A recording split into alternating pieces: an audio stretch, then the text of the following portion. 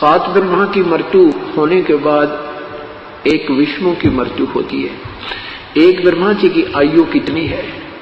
पुण्यात्माओं, ये आंकड़े याद हो जाएंगे थोड़े से दिन में आपके, और ये ज्ञान होना बहुत जरूरी होता है, क्योंकि ज्ञान एक बाउंड्री बनती है, एक हमारा गाइडलाइन बनता है। हम विचलित नहीं हो सकते, चाहे कोई फिर कितना विद्वान आकर बात करे, आप 2 मिनट में फेल कर देगा। हमारा बच्चा भी उसको रिजेक्ट कर देगा, जिसने 3-4 वर्ष सत्संग सुनते और हो गए और नाम ले रखा है।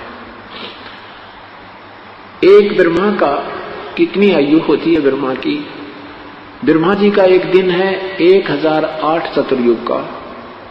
एक चतुर्युग कितना होता है? सतयुग, त्रेता, द्वापर, कलयुग, इन 4 युगों का समय मिला दे, इसको चतुर्युग कहते हैं।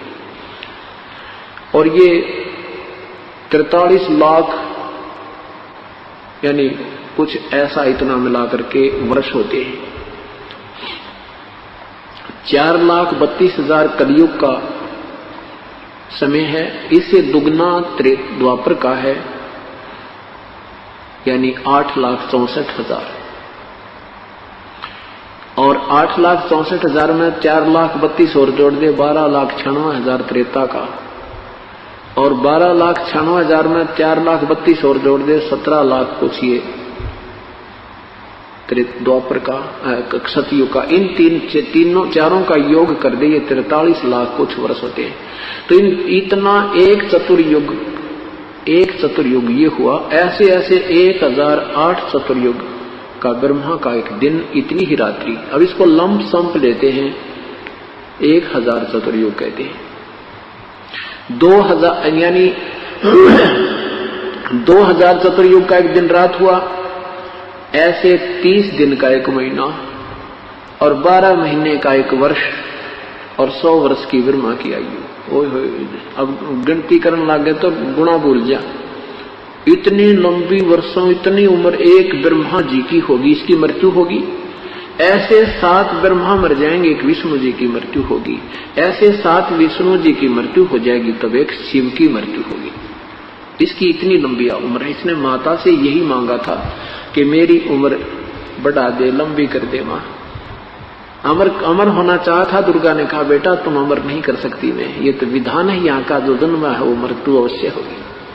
तुझे विधि बताती हूँ कि तेरी आयु सबसे लंबी हो जाएगी। उस विधि से ये भगवान शिव ज्यादा समाधिस्थ रहता है, श्वास कम लेता है, आयु इसकी इन दोनों भगवानों से ज्यादा है। ऐसे ऐसे 70,000 जब शिव मर जाते हैं, शंकर मर जाते हैं, तो ब्रह्मलोक में रहने वाला ये काल, वहां भी ये 3 रूपों में रहता है, महाब्रह्मा, महाविष्णु, महाशिव। वहां ऐसे ये शरीर छोड़ता है।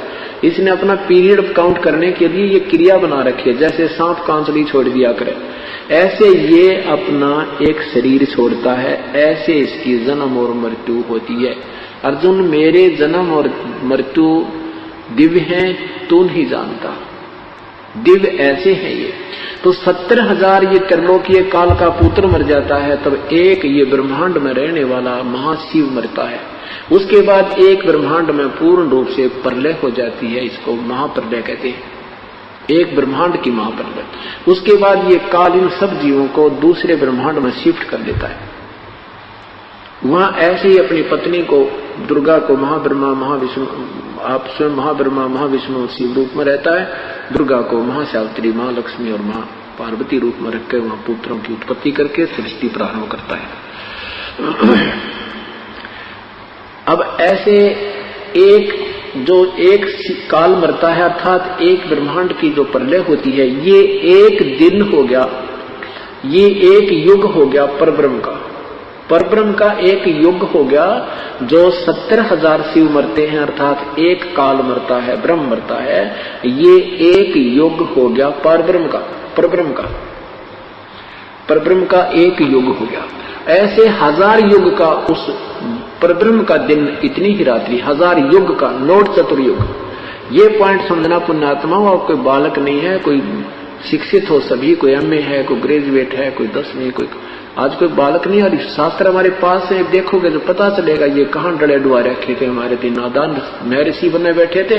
इन कै का ज्ञान है।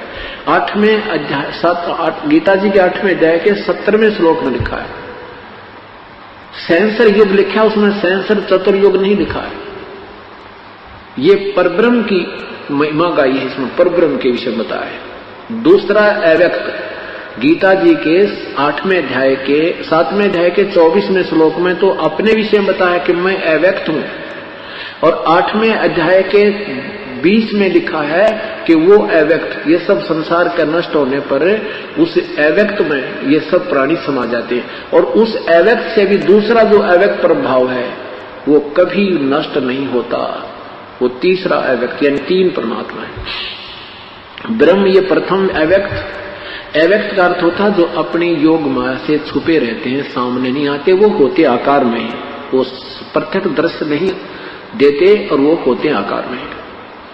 वो हमारी रेंज से, हमारी दूरदृष्टि की और हमारी दृष्टि की पहुंच से बाहर होते हैं, इसलिए हम उनको अव्यक्त कहा जाता है। तो ये ब्रह्म जो है उसमें लिखा कि ऐसा एक बार जो ब्रह्म मरता है तो एक युग होता है परब्रह्म का, ऐसे ऐसे 1000 युग का दिन, इतनी ही रात्रि, और फिर 30 दिन का महीना, 12 महीने का एक वर्ष, और 100 वर्ष की आयु है परब्रह्म की। परब्रह्म की 100 वर्ष की आयु है। तो फिर इस परब्रह्म का भी विनाश होता है। लेकिन ये तो कमाल हो गया, देखिए 70,000 शिव मरे, और जब एक बार ये ब्रह्म मरे और फिर उसका एक युग हुआ परब्रह्म का, और ऐसे ऐसे 1000 बार जब यो काल मर लेगा, की मृत्यु हो जाती है, ब्रह्म की मृत्यु होती है क्षर पुरुष की, तो तब ये 21 ब्रह्मांड का विनाश हो जाता है। तो ये बिल्कुल पूरा प्रलय हो जाता है। इसमें ब्रह्मांड तो रहते हैं, ब्रह्म प्राणी नहीं रहते। तो ये सब जीव जो हैं, काल भी, प्रकृति भी, और ये सब प्राणी भी उस दूसरे अव्यक्त यानी परब्रह्म के लोक में रख दिए जाते हैं।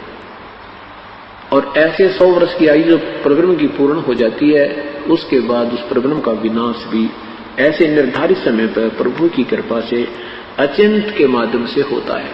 उसके बाद फिर इन सभी के ब्रह्मांडों में फिर दोबारा नए सिरे से उत्पत्ति प्रारंभ होती है। अब क्या बताना चाह रहे थे दास कि ब्रह्म एती उम्र बुलंद मरेगा अंतरे, 1000 चतुर्युग का दिन, 1000 चतुर्युग की रात्रि ब्रह्मा की, और फिर भी मृत्यु रुद्र गजब वही, और इससे 7 गुना विष्णु, उससे 7 गुना शिव जी की, और फिर भी शिव की मृत्यु। कहते एती उम्र बुलंद मरेगा अंतरे, क्यों? क्योंकि सतगुरु लगे न कान न भेंटे वो संतरे। इसलिए तुम्हारी मृत्यु हो रही है क्योंकि तुमको परम संत नहीं मिले, वो तत्वदर्शी संत नहीं मिले। इतनी भी साधना करके तुम इतनी उपलब्धि भी कर जाओगे, इतनी लंबी उम्र भी हो जाएगी, तो भी मरेगा अंतरे। क्यों मरोगे? क्योंकि तुमने वो तत्वदर्शी संत नहीं मिले।